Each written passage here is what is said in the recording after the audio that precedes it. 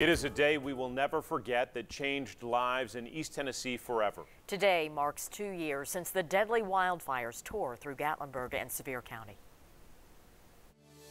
14 people died. The victims ranged in age from 9 to 81. The growing fires forced another 14,000 people to evacuate. The flames damaged or destroyed about 2,500 buildings and burned more than 17,000 acres. That is an area bigger than Manhattan in New York City. After the fires burned out, recovery efforts began. More than 900 families received $12.5 million through Dolly Parton's My People Fund. They used that money to rebuild their homes and their lives. And in the past 2 years, we have seen homes rebuilt, schools reopen, and a community grow back. We check in now with 10 News reporter Mark Salinger, who joins us live in Gatlinburg with a story of how one school used that fire as an opportunity to grow stronger. Mark?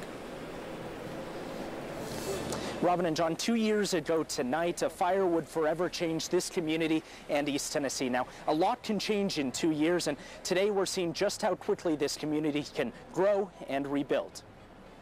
Below a ridgeline still scarred by the flames lies a town where recovery is not just a mindset, but a way of life.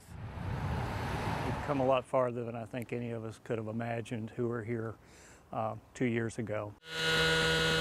Gone are many of the construction crews and burn marks, replaced 2 years later by buildings and homes stronger than before. It's been obviously something that was very hard to come back from, and it's just a testament to the resiliency of the community. On this night in 2016, Red Barn still stands.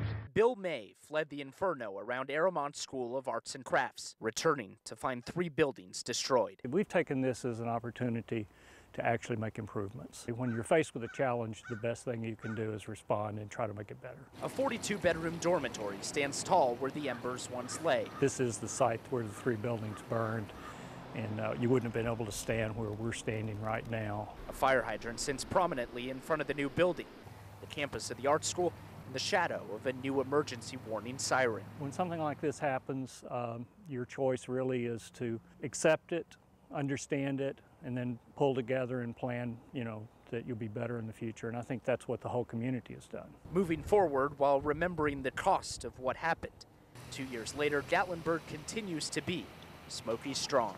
2 years later, it's all about the outpouring of support and the goodwill that's been shown toward the school and really toward the whole community. And the first morning when Bill May was able to go into Aramont and survey the damage of the campus, he said, "Aramont lives on." And those words really have never stood truer than tonight.